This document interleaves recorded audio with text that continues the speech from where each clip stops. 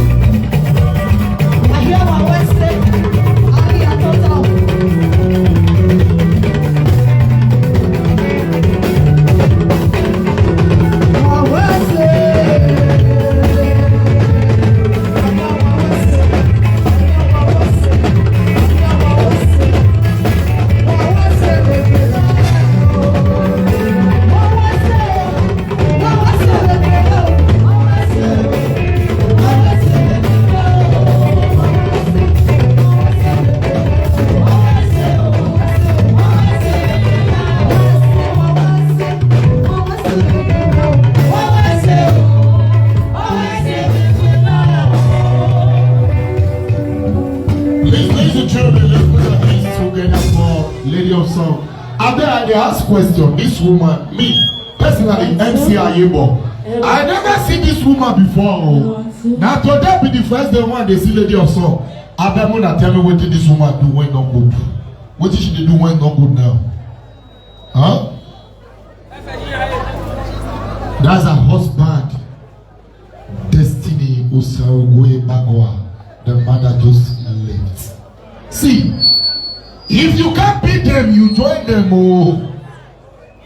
For me to cause who don't better pass me, I'll go cause of young way when they my community. Usually. But one thing when they tell people, I want to wear your banana away near where? Hey, you bogo cambe. I don't call you that name Voodoo, na joke and deal. Alright, ladies and gentlemen, please if you know you are the owner of this card number, Ben 228BQ, go and repack. Let me quickly acknowledge the presence of my daddy, Comrade Abbas Sarah, the man when they use oil, they turn to money now. The man when go turn oil to money. The man when go see oil, if oil even see yourself, he go turn to money. I saw you see Baba, he go say, Daddy, now you be this, he don't turn to money. Oil man, Daddy, God will bless you all the way from complete. Oh, more than clap for this man. If you get up yourself, I don't know say that you Daddy get up, make them know you. Daddy may move everywhere. Oh yeah man, I beg now. See oh yeah man. Okay, oh yeah man, the verse. He said no go get up until Sonny from Dublin. If Sonny from Dublin not get up, he said no get up. Very soon now, if I start Dublin, you want to go do show for Dublin, go carry me follow body. Yeah, if not only that one she could do for me, I know better. Oh, now when they see. Let me quickly also recognize the presence of Enoki of Dublin. Abemona clap for Enoki. DJ God will bless you. Now your own be that. But ladies and gentlemen, all the children said they don't even need money. All of them, all the work past me. Me no know me. Daddy Lucky, Daddy Kesley. The mayor one in the auntie who wa ya wa him when I be more you dey sing dey go. Huh? Okay, make I call anyone now. Mommy, you the open purse since the purse money not dey inside. You don't tell me, Mommy, you the open this purse, you go open and you go pass. Even where ya? Egbo wa wo tell what is it? Possible here. So when you tell me family member that woman you the open purse pass me. Mama, the one where they send the bag many pass the one where you spray.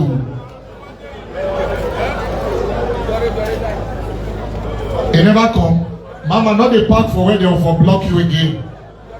If your name, the manager, I understand the thank God the way mommy my mo ya webo. Oh me ticket ni oya lele ke ya. My mo yo dey to mu we you ne. E de no mu mo lele gbe no gbe bezi ni ona ada left wa. Oh mu mo so do igbo. All left wa video wa. Mommy, if you want park again, don't dey park for where they go for block you. I beg. Please, the owner, Mama, I don't go call them again until you beg me. Or the owner of this card number, BEN 2228BQ, please go and repack. Thank you. BEN 228BQ under a code, am I right? Go and repack. Go and repack. Daddy Kingsley. Ego ni aya ari ewe bo ni aya the tickets. Omana bi e mere na ikwe. Oya abe era ye Daddy Lucky. Daddy Lucky go we come oye money week we one. Daddy Lucky go we come oye ma week two. Iye wa gbagbe eya wege oye ma international the only man one oye go see. He go turn to money. If oye see that man oye any oye when they Benin and then they fear. If the man they want to call, go say, I want you to talk to money. So, all right, ladies and gentlemen.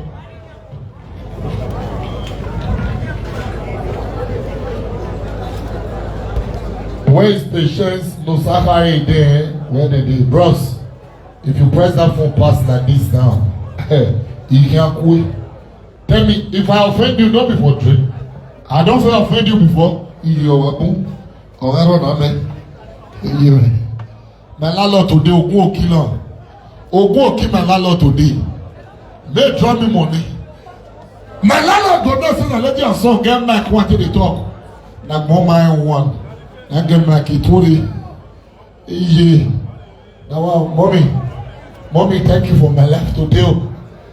Mommy's bring me small. Thank you. God will bless you. Only today when I do MC, I don't better. You know they tell us now. Very soon, that mommy won't go Manchester, go carry me follow body. He don't pay you. Oh, but this money when they spray yourself, you should go for pockets. They are not complete. A boy now I give for your buy too. Oya Money International. Daddy Sonny all the way from Dublin. Daddy, I see you very soon. Daddy Sonny is going to invite Esther, Mommy Esther Edokpayi to Dublin for one big show. That show, don't be like, Mommy, don't carry him follow body all there. If you want carry person, manager, a manager, all right, ladies and gentlemen, let me call on the friends and well-wishers of this party that come and enjoy. We all enjoy ourselves. Feel yourself, no problem. They don't carry lap of money. Huh? Meyo, imakayo ibina. Oh, meyo, when nobody meyo aso. Oh, meyo Manchester. A show is so honest that don't buy you a weapon. Me areva yakala ila play. I can land anywhere. Hey, you're landing. Daddy, oil money. Daddy, oil money. I know say if you not get up, now me, my plane, they land anywhere. May not go land inside your room. And only my flight, now local flight, you can land anywhere. International one, you know. All right, ladies and gentlemen, let me bring to you Mommy Patience Imasogie, Nosagare Ide, and Osagioduwa Imasogie to engage the floor with friends and well-wishers. As I hand over the microphone to my mommy Esther Edokpayi, the lady of song. God bless you.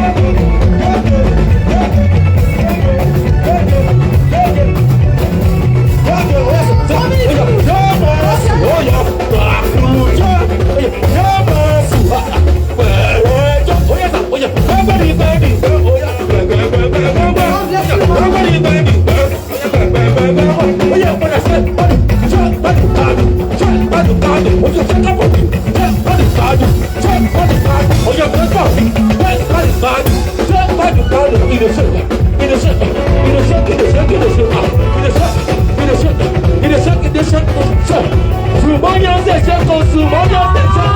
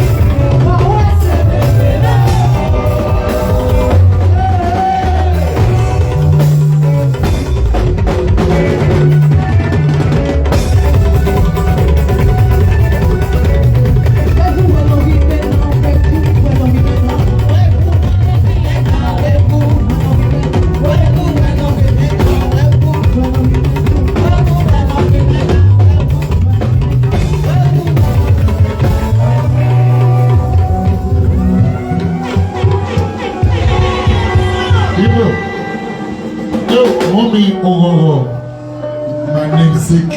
Mommy, I'll be your namesake. You know what I'm I'll be your namesake. I can be your namesake now. Okay, then why you not there? If you beat me now yourself, because you don't say me my namesake. Oh, nah. Give my dog my big mommy. Mommy now, mommy Evelyn, all the way from Dublin. Mommy Evelyn, all the way from Mommy go wake and buy when they say Kireno. Mommy Ellen, go wake and buy when they say Kireno. Igbo. On a one man here saw the lady of song. Yeah, you see one in the lady of song. Also one babe. Anybody when they jealous see me, no yawa. No, I don't use that one. If there was one song for Lady of Song, I'm gonna song this song for you. This song is coming from my daddy, Oye Man. That's the Oye Man, the Water Man. Hey, who they do that thing, sir? Yeah, me no how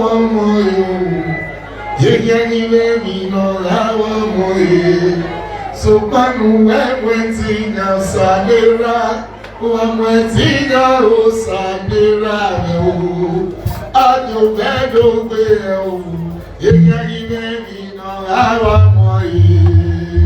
now the song I get for you with that, Mama.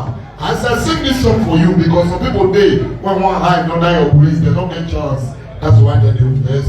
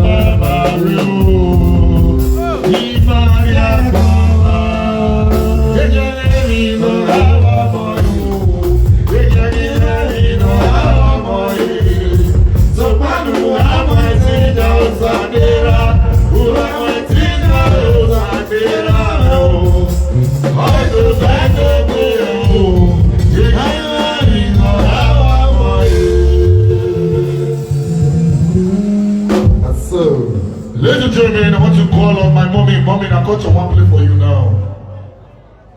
There's mommy Ellen all the way from Dublin. Mommy, you carry me go. You know you take carry me go. May I tell you? Put me for back. Oh yeah, man. That did make her die because of you first. Oh yeah, man. You may woo and where. Baba Lucky, go make a me sonny. Go make a me nogi. Come me nogi. We me tuyana. Enogi o. Imetwe o. Asunuya.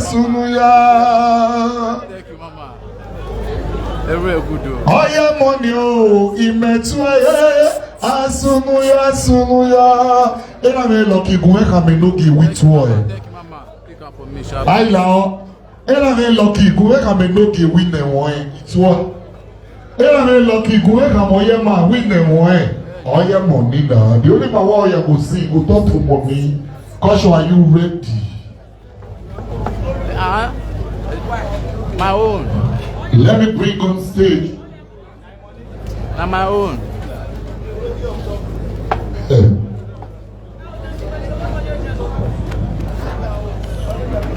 Mama, la schermina non è mai esclusiva the what? Vator, I don't know. Okay, ventures ladies went better. Okay.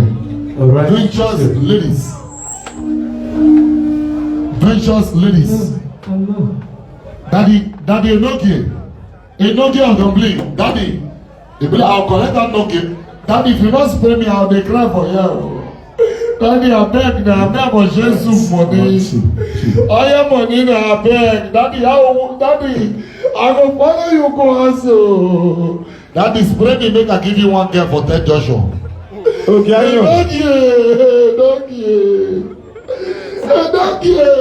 beg now. Mommy, make the money big because the one way in the bring so not will give you. Okay. Don't get one, God will bless you, mommy. Don't get not go marry join you. Don't get go the only the friendship for us and you not go marry join you. For don't get to marry join you. Get your people come for go tell us say okay. Now you put now not be me talk and a joke and do. Mommy, Harry Bawe, Jesus. Harry Bawe. But oil money. Oya ma. MC. Ela na oya ma. Baba ilu ayeke. Ime wu baba mu ya. Baba ni wu baba me wa ya. Ela na noki. Ni wu baba me wa ya. Okay, we ni ade. Alright, culture. God bless you. And they come now. Okay, they call. I don't collect money. What is that? Now they call me. Enemy of progress now be. What they call only targets. Okay.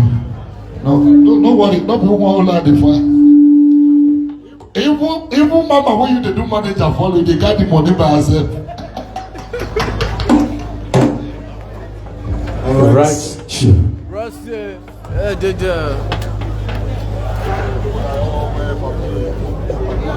Hello.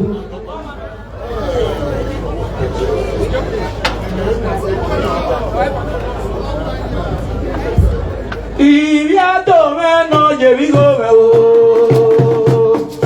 Iriato meno yebigo meo. Iriato meno yebigo meo. Yoku wanare, yoku wanare. Iriato meno yebigo meo. Abijeto iriato meno yebigo meo. Ijeto iriato meno yebigo meo. Yoku wanare. All ventures ladies. Ventures ladies from all over.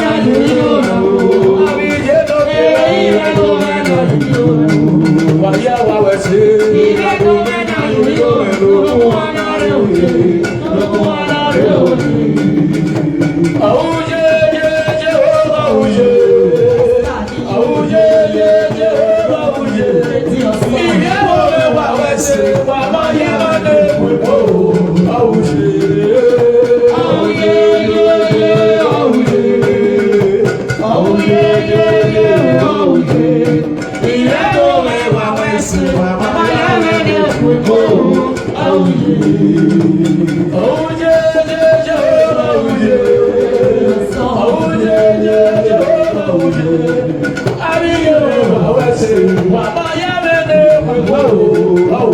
Lift your song in the year. Oh yeah, yeah, yeah. Oh yeah. That's the year. Oh yeah, yeah, yeah. Oh yeah. Every day I want to say, I'm a young and oh yeah. Okay, now we go the power. I want to know we go the power. Why you want to go? We go the power. I want to say we go now. We go the power. I want to know we go the power. I want to know we go the power. Why you want to go? We go the power. Why you want to go? We go the power. DJ Maya me go the power. Okay, now we go the power. You want the power. You want the power. You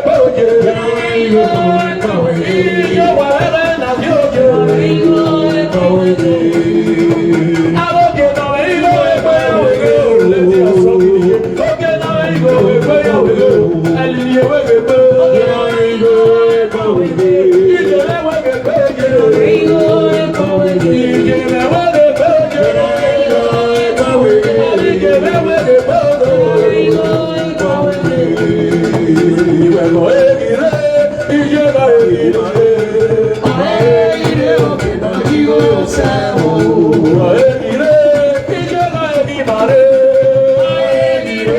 I won't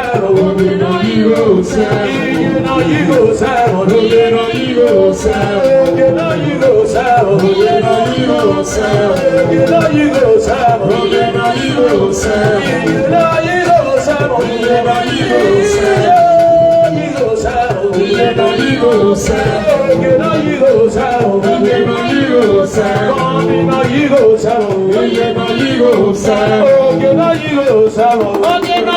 no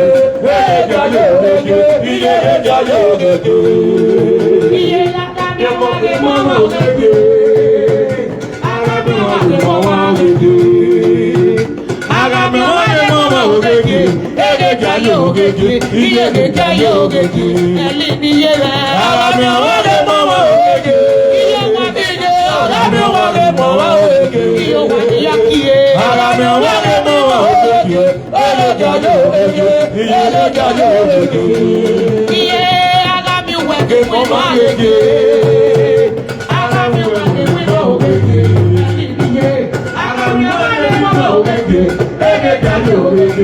Let the song in here.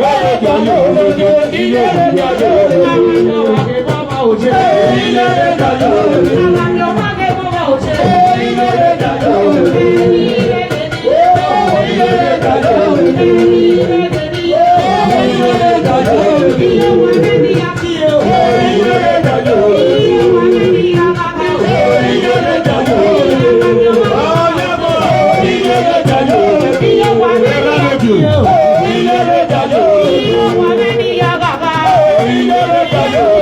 And you will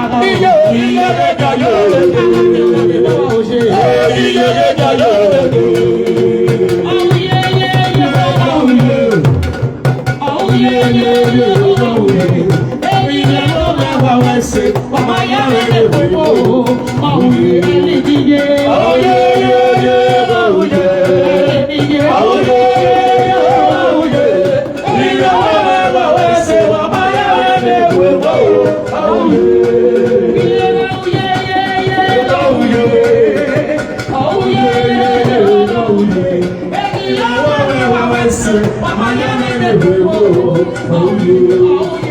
Oh yeah, yeah, yeah, yeah, yeah.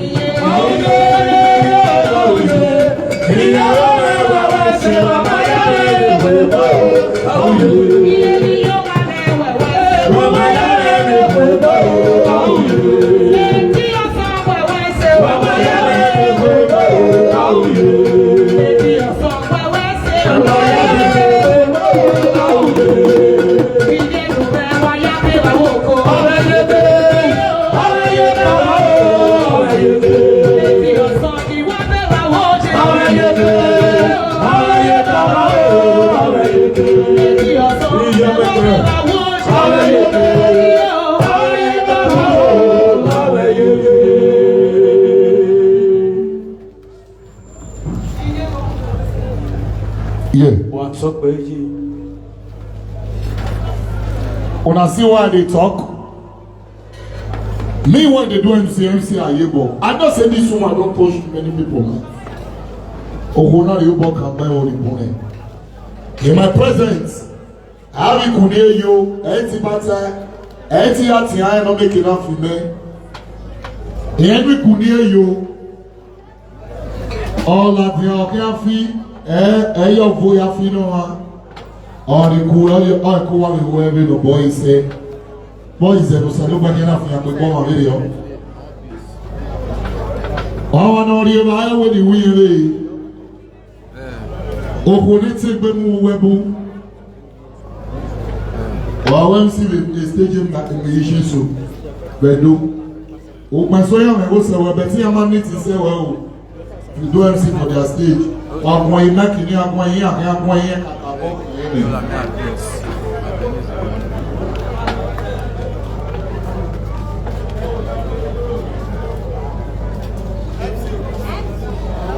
That's the lady of song, mommy.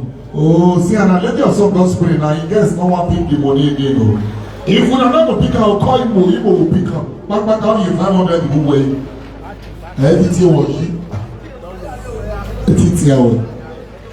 Mama, that will not be the transport. I don't say.